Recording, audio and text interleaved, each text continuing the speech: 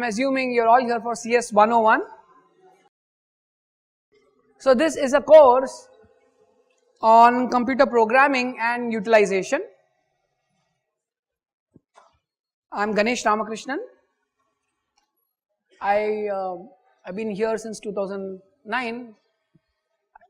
I was one amongst you, BTech years. I did my BTech here. This was in the year between 96 and 2000. So hopefully I'll be able to relate to the situation you all in.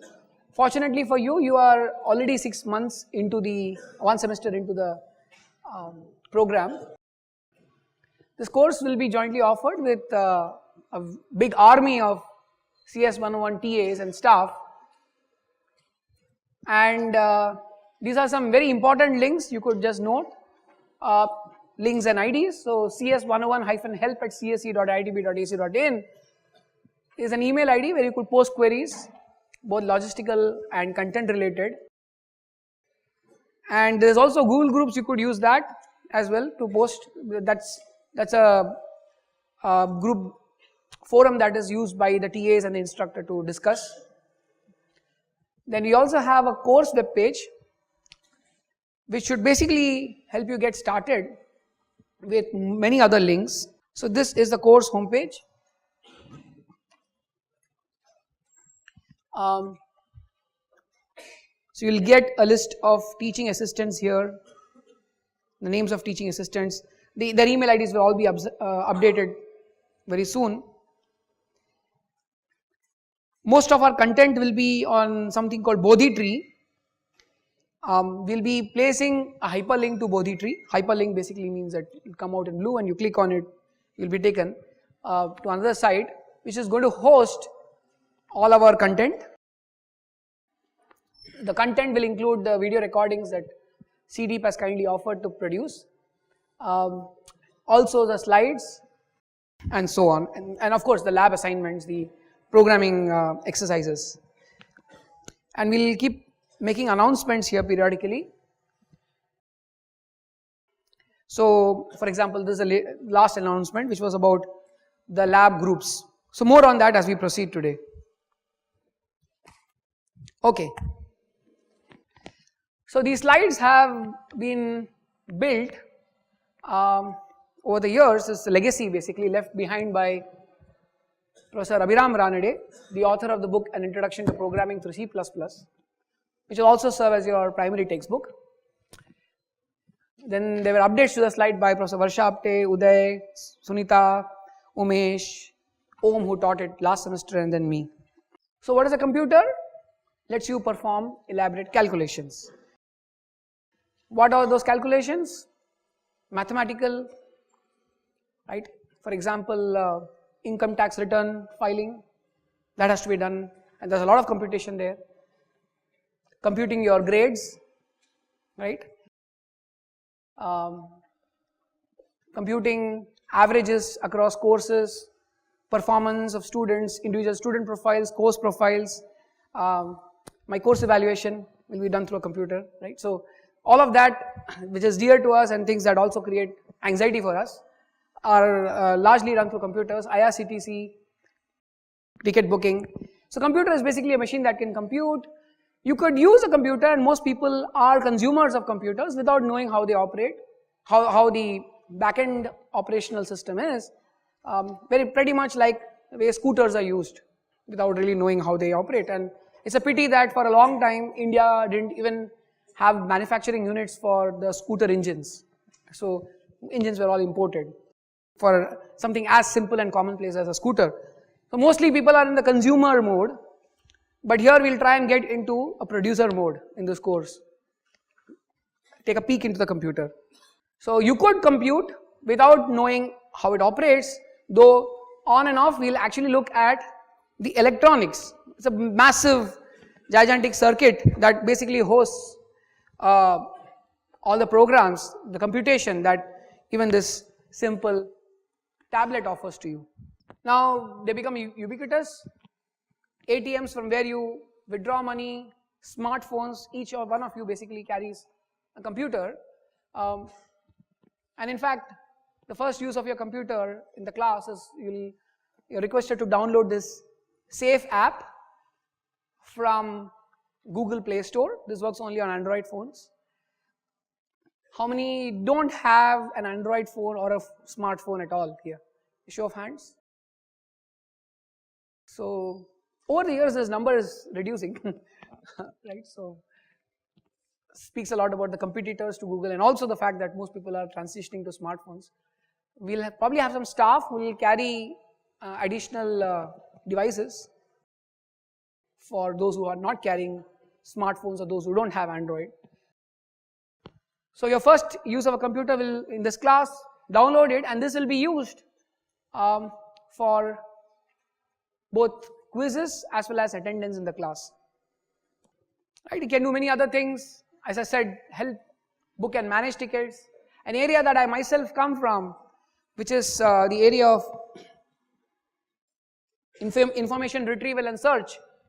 A favorite example or manifestation being that in Google, right? You fire a query, Cs101, you'll see how many courses run in the world with the code 101. And Google does more interesting things. It clubs similar links together.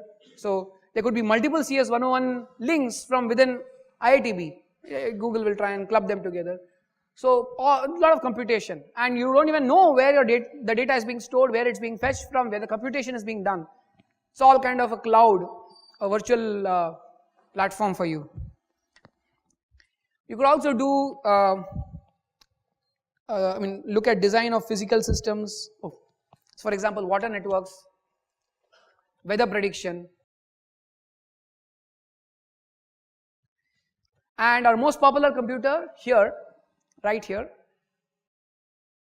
which we make use of to comprehend how computers work, right? You're going to comprehend this entire course through your computer, process the information, try and reproduce it, and therefore I would advise all of you to have paper with you, because the paper is the I would say most reliable device or instrument you can carry along for you to do your to help your brain do the computation. So the paper is basically an auxiliary device while your brain is the main computer.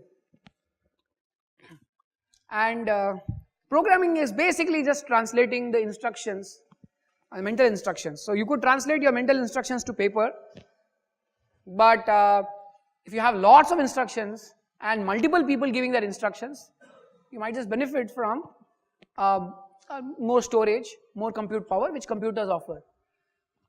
And on certain tasks, we can be much slower than computers. So I belong to the area of artificial intelligence, which is trying to kind of get computers to mimic humans as far as common tasks are concerned, like smiling. So you're training machines to smile when you crack a joke. Computers don't understand that something is a joke. At our own home, my mother finds it very difficult to understand jokes. So before we crack a joke, we tell her that we're going to crack a joke. So then she has a laugh. So it's very similar with computers. You need to give some additional signals. Here is a joke. So AI is largely about figuring out that something is a joke. So you can you can see how far we are in having computers mimic humans in very commonplace thing. But there are other activities where computers are much better than us. Obviously, you can't have a battalion of people handling course registrations right in your campus. All your course registrations happen online. Okay, so each has something to offer. So we are very slow compared to an electronic computer. The favorite example is course registration. And the other interesting thing is, and computers don't get bored, tired, frustrated, and hence do not commit errors. Okay, so fatigue factor is less. So as I said, we will exercise our mental computer in this course by writing programs on paper, execute them manually, be very clear about what we want the computer to do before handing it over to the computer, because the computer can make a mess if you assign it the wrong task. And there are plenty of examples. Hopefully in the course we talk about them, and hopefully you never commit those blunders in your assignments. And please bring paper and pen to all tablets. All exams will be paper and pencil based except for the lab exams. But even in the lab, we would advise you to carry pen and paper. So all of us can program. If you can do calculations, if you can make decisions, if you can abstract, replace a known variable with an unknown variable, in algebra you can program. I've been to this gully called the Parathe Wale Gully in Delhi. Any of you? Right? What are the kind of parathas they make there? 150 kind of parathas, latest information. How do they create so many parathas? Do they create different attas? For atta is the dough for each paratha, or the same, right? The same paratha, same dough, but you're going to put different masala. You can put mooli, you can put gobi. You're not too happy, but maybe as we approach the tiffin time, you'd probably exit the room. Thought of these parathas. How are these made? Basically, by dealing with unknown variables. This unknown variable, for example, is the masala in the paratha, which you can basically keep replacing. So, whenever there is a very strict set of procedures, you should know that you are basically in the area of programming. And thanks to the Professor D.B. Phatak, there's a very interesting example, something routine that we all do, job card for bank cashier. So this used to be kind of handed out to every cashier in a bank. The first thing is greet the customer and collect the instrument, for example, a check that is presented. Right? And then so we need a strict protocol, especially look at the second example. Keep the instrument on your right and place a paperweight on it. Why? Ud jayega, right? So you need to ensure that you don't lose your job. So it's very strict. I mean, and it used to be strictly followed. Check the balance in the account ledger. Write a debit entry in the check, for example, in the ledger. For example, if there's a check, you're basically issuing money. Count cash, hand it to the customer. Thank the customer for banking. This is a program. Okay, so this is how we are going to proceed in the course. We'll have a midterm exam, 15%, 2 quizzes amounting to 10% totally, a final exam worth 40%. We'll have labs 3 days a week on Tuesday, Wednesday and Thursdays. The lab attendance is mandatory. You have to make it to at least n-1 out of n labs. So if there are 12 labs, you need to be there for 11 labs. Every subsequent lab beyond the 11th lab that you miss, I mean the first lab that you miss, will attract a penalty of 2% of the weightage, 2% of the total 10% weightage. And when I was doing my BTech here, an instructor said that it's very hard to fail a student in IIT. Why? Because the students just have to show up. They just have to show up in every class, in every lab, that's it. The instructor has to work very hard to fail such a student. So obviously all of you will do much better than just passing the course. But the point is a lot of effort goes into designing the lab, the classes. So please bear with us and please be there. Please also bear with things that you probably find are going a little fast.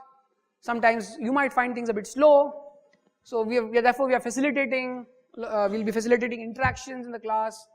The video recordings will be made available just so that you can also learn in a self-paced mode.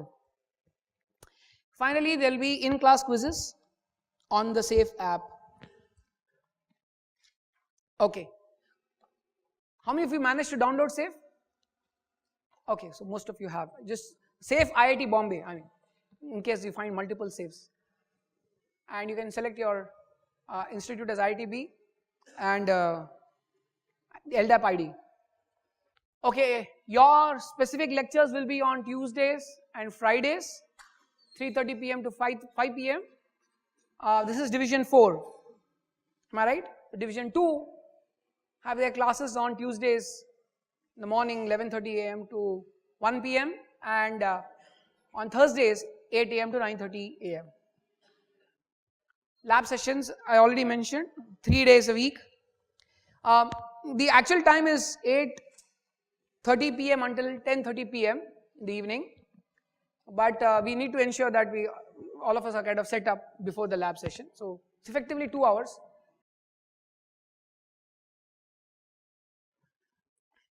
Please note down the dates for the 2 quizzes. One on Wednesday, 30th January, between 8:30 a.m. and 9:30 a.m. and the other on Wednesday, 27th March, between 8:30 a.m. and 9:30 a.m.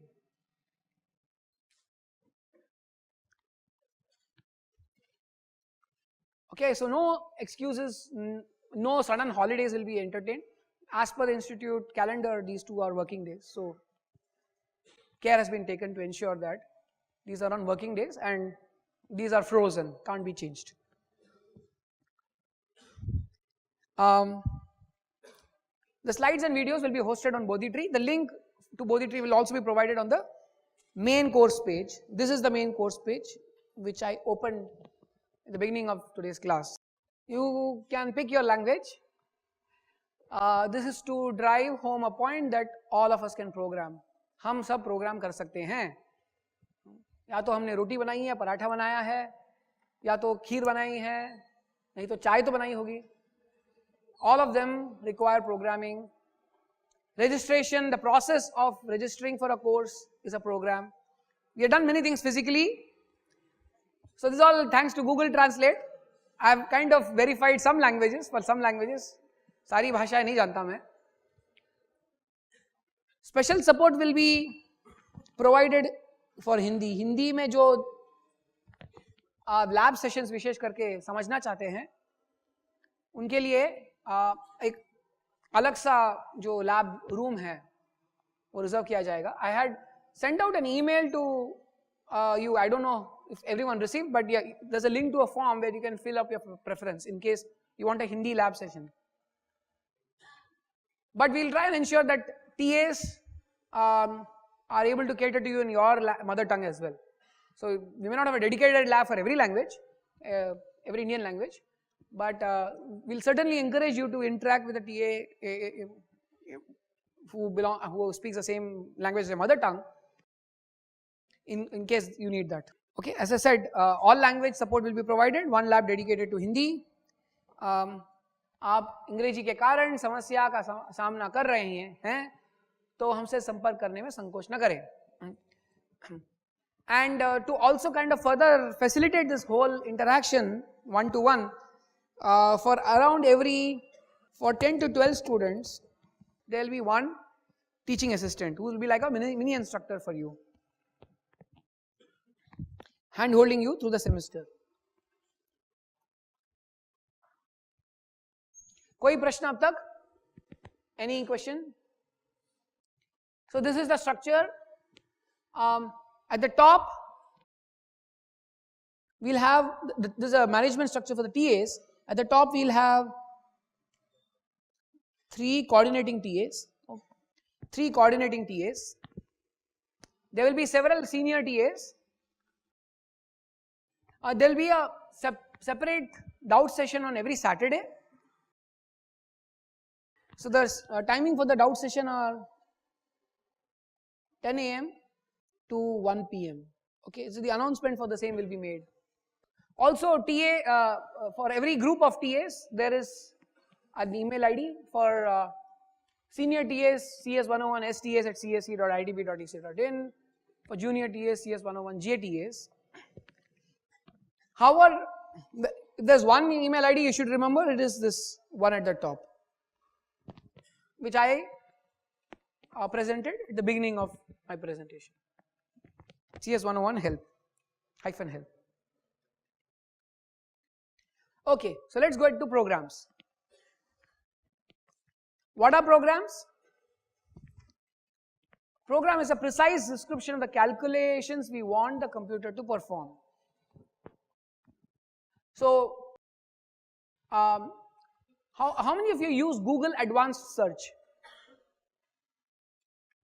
So what does Google Advanced Search offer you? Right, so the Google program, Google Search program, you could type things like type : images. So you will get only search results. Let's say type : images for the keyword elephant. Right, it will only give you images, or you could do type : videos. You might want to copy the image and use it in your slides. So you could put some keywords. I don't remember the exact ones, but you could say copyright, could be say Creative Commons, something like this. So it basically says that anyone can use it, and as long as you contribute the modifications of that image, right? So Google Advanced Search, the Advanced Search really functions like a programming language. Do try it out. Yeah, if you're searching for videos, you could search for short or long videos, say videos duration greater than or equal to 20. Okay, so this is a precise description of the results you want, right? So by giving different input keywords here, you could get different outputs. Likewise, in a computer program, by feeding different programs, you can make the computer do different calculations. So this course will tell you how to construct or write such programs. Google keyword search, they have tried to make it easy and intuitive, but if you want to produce a Google search engine, then obviously you need to write more complex programs. And you need to write all this using special notation. And coming back to the Google search engine example itself, you will use a keyword like type or copyright.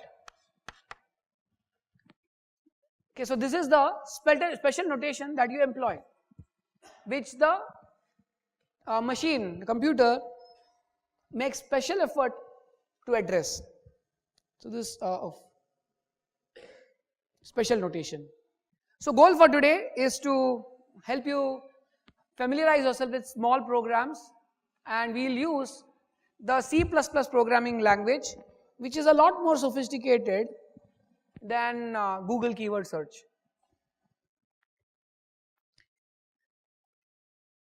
We'll use some libraries to draw pictures on the screen,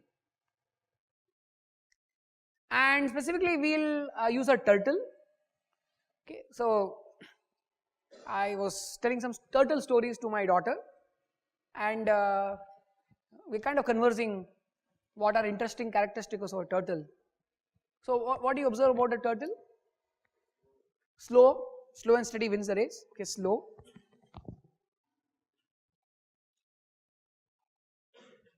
What else? Pardon? Safe. It has a shell. Okay. It has a shell. What else? Can it see behind? It's almost like unidirectional, right? I mean, it has to kind of take 2 right turns if it needs to go back. Okay, so kind of unidirectional. I mean, I'm using unidirectional in a very loose sense. Okay, and what else? It can withdraw its limbs and then express them back. So we'll make use of some of these characteristics. Turtle will go in one direction, turn in order to come back. It's slow so that we can visualize it, and it will also it has a shell, so it can withdraw, and our turtle will also have a pen. That was quite amusing to my daughter, that turtle could have a pen. So for example, to draw a square, it will employ its pen as it moves back and forth. Okay. Let me. So this is possible because of a package developed by Professor Abhiram Ranade, simple CPP. We'll be using that in a couple of our lab programming problems as well. It might appear very simple and intuitive, but that's how very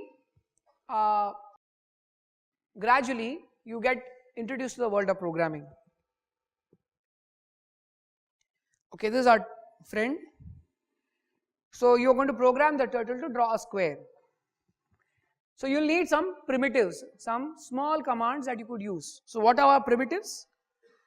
As I said, the turtle will move in one direction, so it will move forward. It can't move backward. Okay, so we expect forward. Now, how much should the turtle move forward?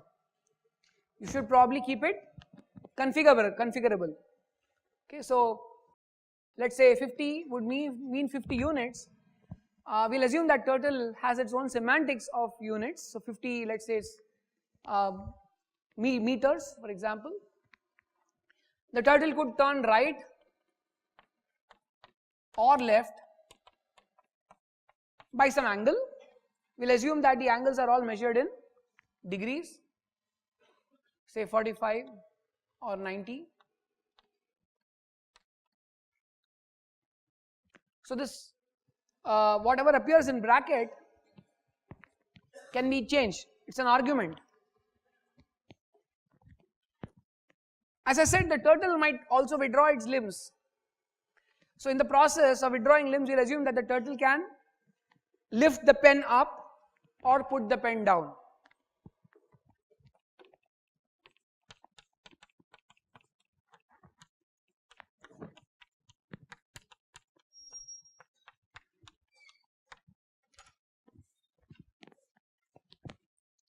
So we'll have names for each of these operations.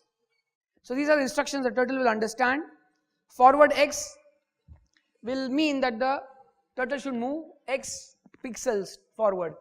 So we are going to now generalize these arguments and say, well, there's some placeholder for the number of steps in the form of X.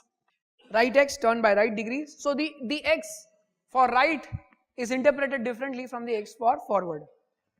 Okay, so that is a function of the primitive. As I said, these are all primitive steps.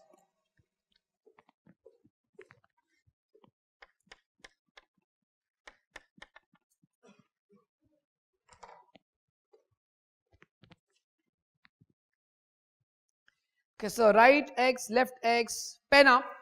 So we have given a name to the operation of lifting the pen up. Pen up. The U is in capital, and the idea is that once the pen is up, the turtle will not draw because it's in motion. As it's in motion, the pen is up. Okay, so we'll also have a pen down, and once the pen is down, the turtle will draw while in motion. So let's use these operations to draw a square. So can you try and write? You want to draw a square. What would you do? Pardon? Yeah, so the first thing is pen down,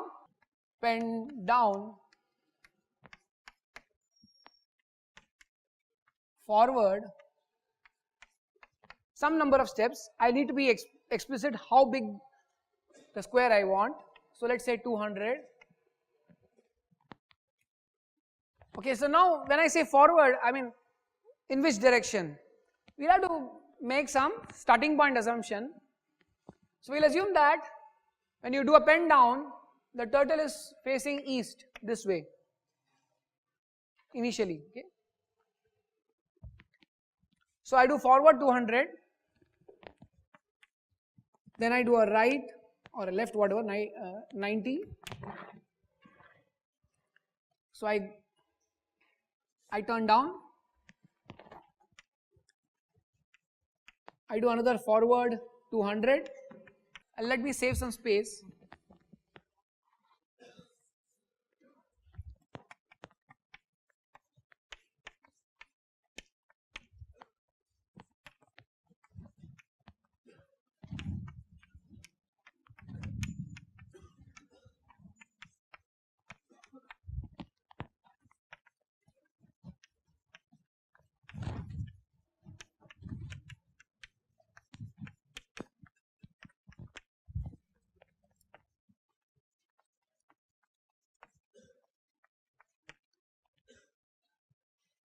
Do I need a right at the end?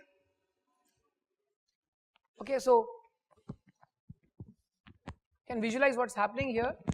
I do forward 200, then right, forward, right, and then forward and then right. That's it. I don't need another.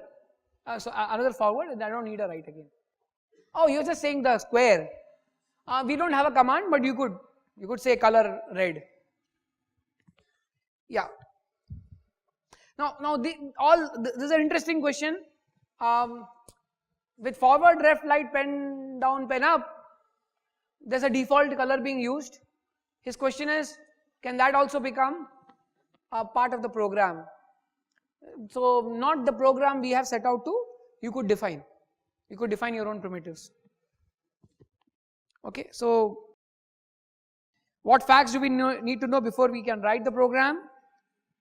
So the first and foremost point is that the turtle faces towards the east, and the pen is down. Okay, so pen is down could be an assumption.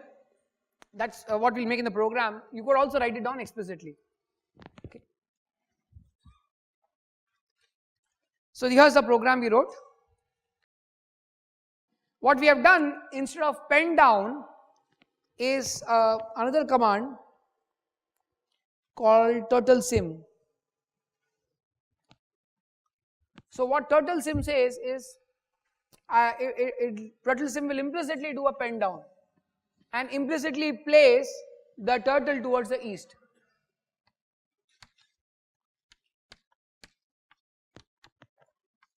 Okay, so this is initializing.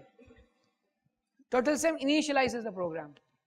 What you see at the top, hash include simple CPP, is some kind of context.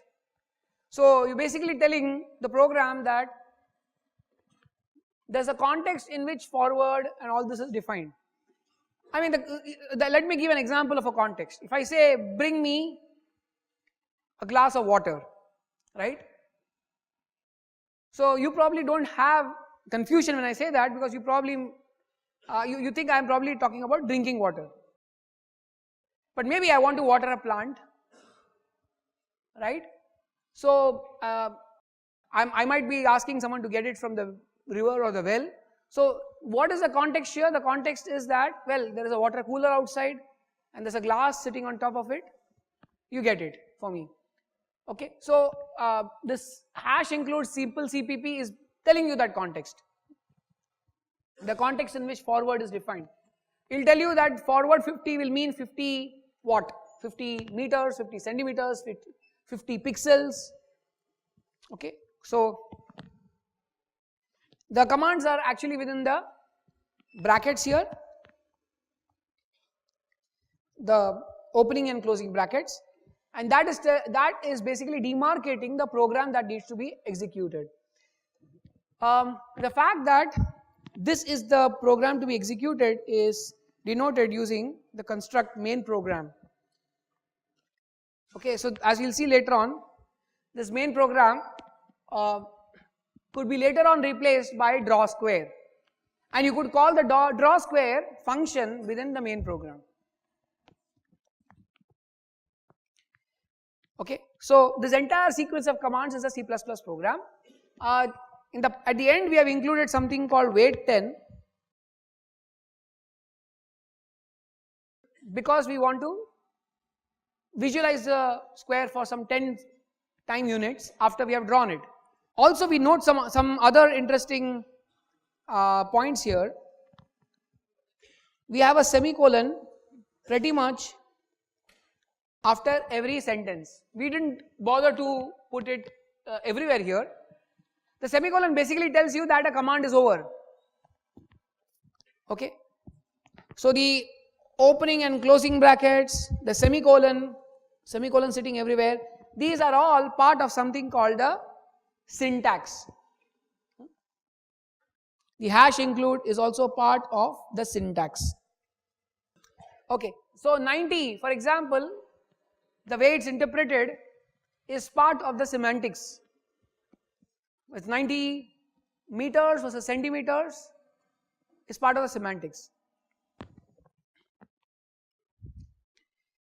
And the way you read these programs is the way you read general English text. Read top to bottom, left to right. Okay, so let's do the following. I want each of you to now write a program to draw an octagon. So we drew a square, same set of primitives, draw an octagon. I'll give you some time to write the program. Once you have written your program, you need to exchange your notes with your neighbor, or if you're a group of 3, do some rotation so that you don't have your own notes. So please don't discuss. Please don't discuss. The exercise is meant to make you revisit what you have discussed. You'll get time for discussion later on. So please exchange notes with your neighbor. Make sure you don't have yours. So if you're a group of 3, rotate. Okay. Inspect.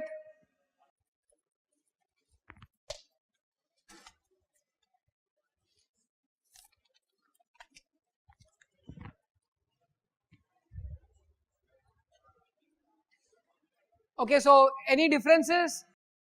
Anyone notices any differences from what your neighbor wrote? Subtle, gross. It need not be very obvious. There could be small differences. Anyone? Do you get the same? Arguments are different. What were the arguments like? Yours was 50. How did you get 50?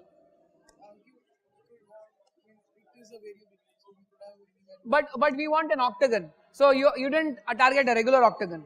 No, not the angle. I'm saying the length. Okay. Okay. Yes. How many of you assumed a regular octagon? Regular is all sides with the same length. How many of you did not assume a regular octagon? Okay, there could be differences. Nobody assumed an irregular octagon. That's a question you should ask, or you should ask me. Should we be designing a regular octagon or an irregular octagon, right? What other difference? So the one difference was length of sides was different. Anything else? Angles, were there any differences? Everyone was consistent. What do you know about the angles? So you know that if you're looking for looking for an octagon or any other polygon, you need to ensure that the sum of the exterior angles equals what? Sum of exterior angles. Okay, so this is an exterior angle. This is the interior angle. So sum of exterior angles equals 360.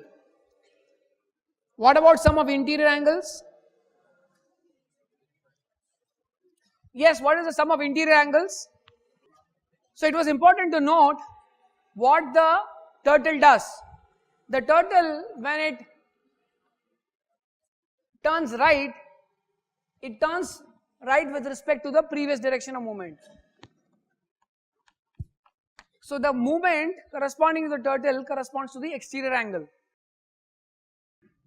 And the sum of exterior angles, as I wrote above, is 360. Sum of interior angles is n minus 2 into 180.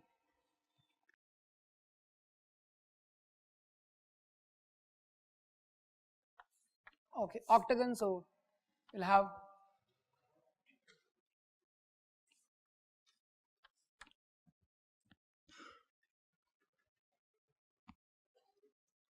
one side is less. Okay. Now this doesn't look like a regular polygon at all. Okay, so if the requirement was not that of a regular octagon, what would you do? Here we have assumed right 45 all through. If it were not regular, yes, you have to keep track of the angle so far, and ensure that in sum of angles, all the exterior angles that you invoke through the right command is 360. Now this is a bit too repetitive, right? The same set of commands, forward, right, is repeated 8 times. Is there a better way to do it? You don't probably need the last right 45 in the end, but doesn't hurt. Okay, so I could do the following. I could just say repeat 8 times forward 100, that's the length I chose, right 45.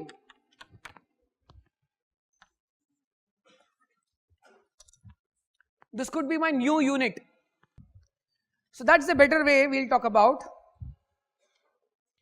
So this is a new block, repeat 8, the following, forward 100, right 45, the inner loop.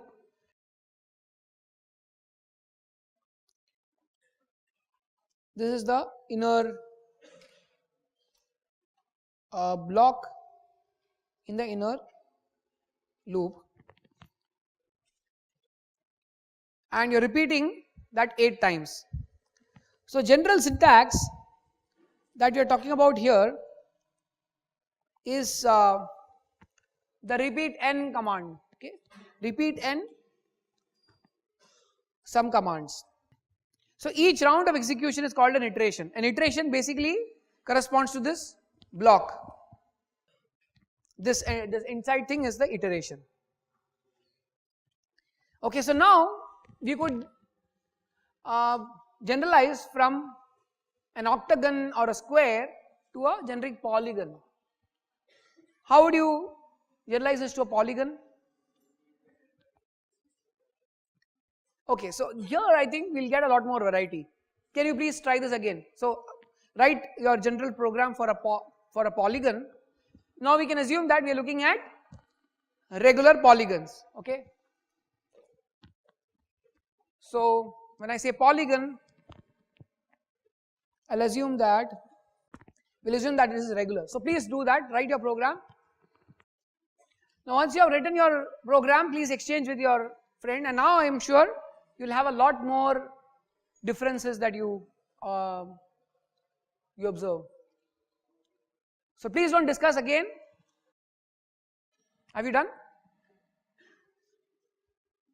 And tell me all the differences you notice. So what is the difference you notice? Are these your friends? No, this is mine. No, please exchange. Yes. This is yours? No, I mean, point out, you have a question? Do we have to introduce the variable for which, like, It's up to you. Okay. No. So the block demarcated by the braces implicitly is a statement in itself. So you don't need a semicolon after that. So if you're done, please exchange and tell me all these subtle differences. How many of you or your friends differ in the way you assign the degree of right turn?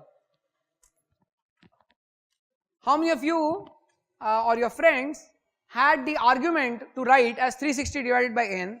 How many of you created a different variable which was assigned the value 360 divided by n?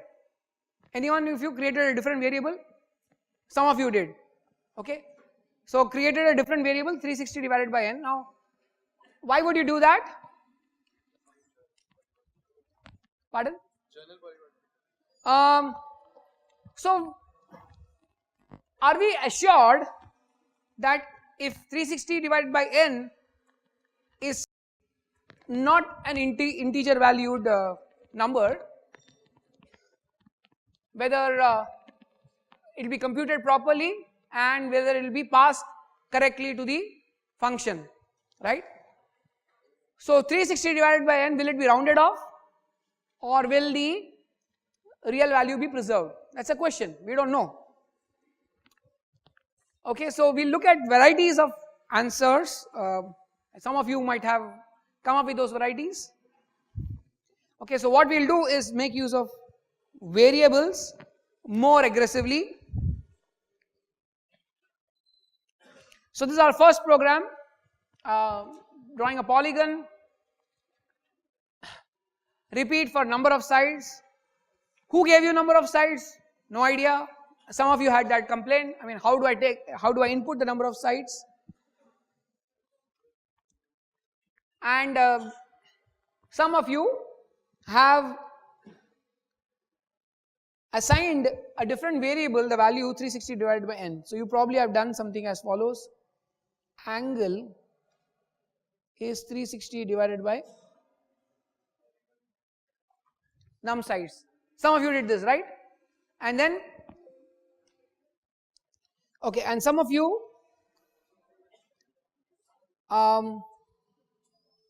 would have done the following. You would have explicitly declared this number of sides to be an integer. Any of you did this? Okay, so tell the computer that you reserve your space in your memory where I can store an integer, and I'll refer to it by num sides. So this is called a declaration, right? Because otherwise we are living in an uncertainty. 360 by number of sides, will it be an integer or not? Now I would expect that if number of sides is integer, then 360 by number of sides should just turn out to be an integer, unless and until I let the computer know that it should be treated as a real value. Okay. Also, how do you get the number of sides from the user? So we need some magic so that it has the right value. Okay, and yeah, divide the number 360 by the number stored in num sides and pass the result as an argument to this command. And as I said earlier, will this be treated as a real value or as an integer, this entire thing? That's another question. Okay, so one more variant. I'll ask the user, how many sides does this polygon have? The user will enter the number of sides which I'll feed into my variable. Okay, now I'm kind of decorating the program further, and these are actually bare essentials. You need to input the number of sides somehow. Okay, so number of sides is being printed. Cout says that console out on the output display, you print the number of sides, prompt the user for number of sides, and using the keyboard you read the number of sides into this variable.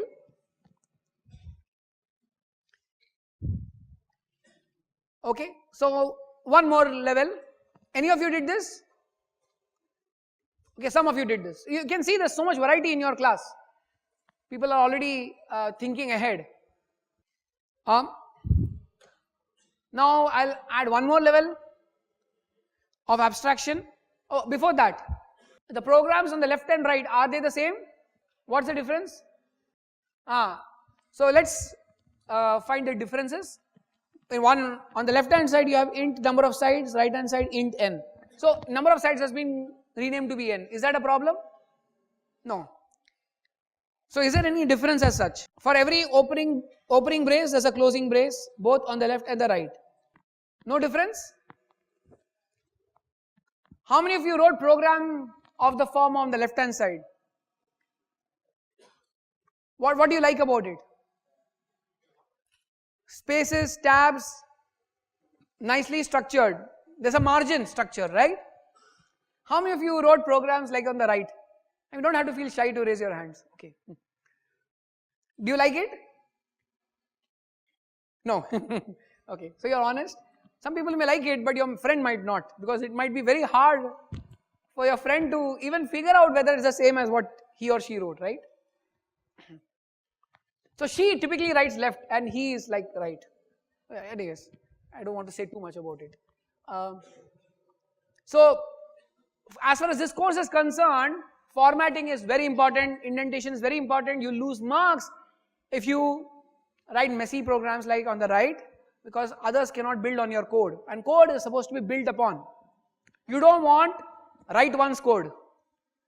You don't want plastic code, right? Plastic is use once, throw away. Really want code that can be reused and built upon. And even in your, forget about reusing. Even the person writing the code should be able to debug. Have I made a mistake? Okay, I mean,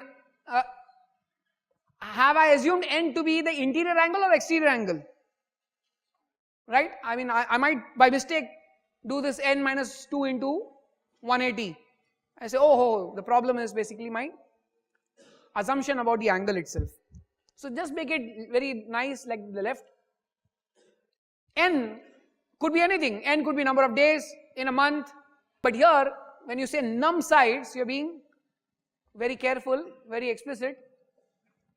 That is referring to the number of sides in the polygon. N could also have referred to the exterior angle. Can we improve the program further? Somebody said comments. And I'm just saying what some of you did. You explicitly assigned 360 divided by number of sides to exterior angle. How many of you did that? There was a show of hands earlier. Some of you did that. Now, note that this exterior angle is said to be something called double. Okay, so that the program doesn't round off 360 divided by number of sides. So if your number of sides, for example, was input,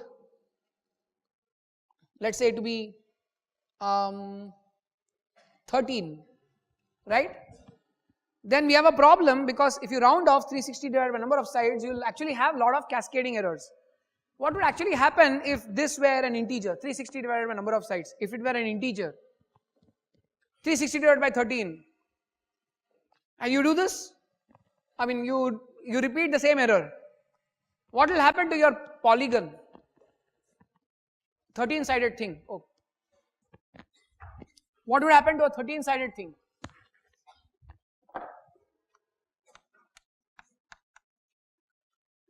So if you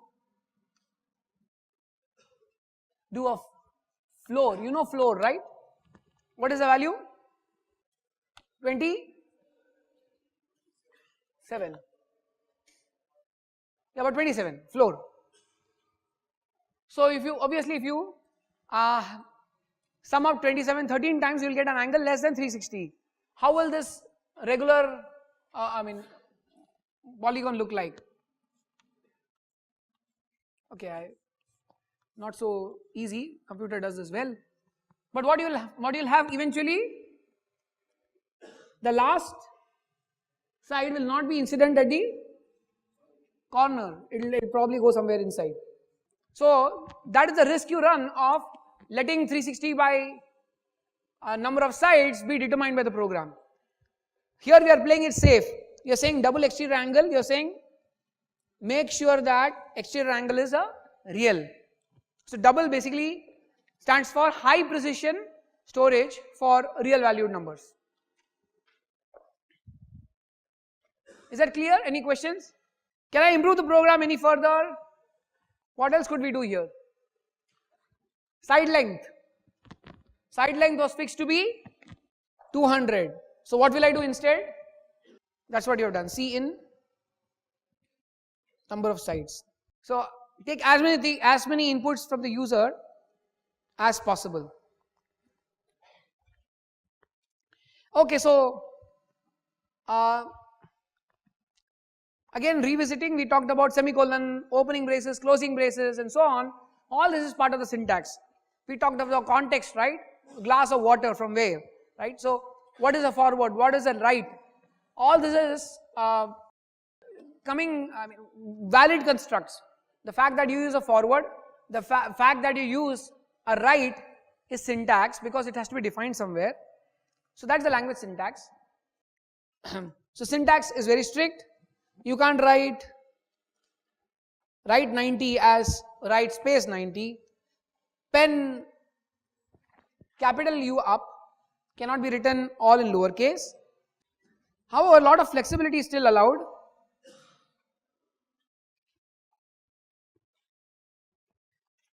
So 360 by n is acceptable when a number is acceptable.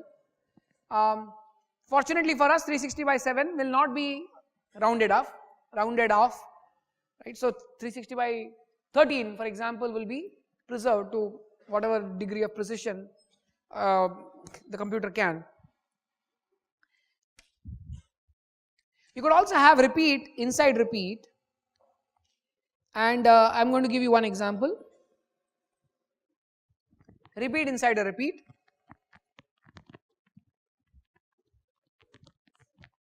So you could have repeat something. So let's say repeat 10 times, repeat 5 times something. So let's say, take an example. What will this do? What will this program do? Yes, everyone? So far I asked you to write programs. Now I am asking you to execute a program. Repeat 4 times the following. Repeat 3 times the following. Move forward 50. Take your pen up. Move forward 50. Put your pen down. Now this whole block has to be repeated thrice. Yes, is there a show of hands somewhere? Okay. Yeah. What did you observe? But you could just read out your answer. Yes. What is it? So you have a square with dotted side, dashed sides. Okay, so it will draw a square with dashed lines. However, just need to be a little careful. One dash, forward 50, pen up, 50 gaps, again 50, this for the pen down, again a gap of 50, again. Now, there has to be a gap at the end. So you basically will start after a gap. Okay, that's probably, that's a mistake you made, right? What will the following program print? A followed by B followed by 2 C's followed by a, then another B, B C C D, B C C D, B C C D,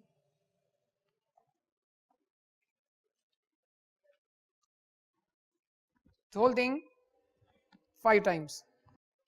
Okay, so the syntax, as I said, is important. Whatever you have in mind should translate into what the program does. So you are saying repeat for 4 times, forward 50, right 90, wait 2. This is a square. Agree? The square with a normal side. What about this? The one on the right. Repeat 4, forward 50, right 90, wait 2. What will it do? So it'll say I'll do a 50, I'll do a 50, I'll do a 50, I'll do a 50 4 times, and then it'll turn right, but is useless. So what is happening here is, because I didn't put the bracket, it's implicitly clubbing the forward 50 with the repeat and nothing more. Okay? So syntax matters. Okay, so this is what it's doing. Okay, so you can have a lot more commands and functions, square root of x, trigonometry functions, x in radian, x is in degree, and so on. What's a radian? What's the difference between radian and degree? Radian is really the, so let's say you take a unit circle, so and you kind of splice an arc here, the length of the arc is the radian. Okay, so this is the radian, a single radian. Okay, you could also have other trigonometric functions and use this to, for example, implement what? Okay, so we'll resume from where we left off in the next class. We will have lab sessions next week. Please hear this announcement out. We'll have lab sessions next week. The groups will be announced on the course page. And filling in your Hindi preference sheet is helpful for us to create the structure. So sooner you fill in, the better. We will rotate your labs. So it's not that every week if your turn is on Tuesday, the coming week you will be on Tuesday every week. This just to be fair to everyone, because people on Wednesday and Thursday might gain an advantage over those on Tuesday. They'll get familiar with what the previous guys have done. Okay, so we'll rotate. Okay, so see you on Tuesday morning, Tuesday afternoon at 3:30 p.m.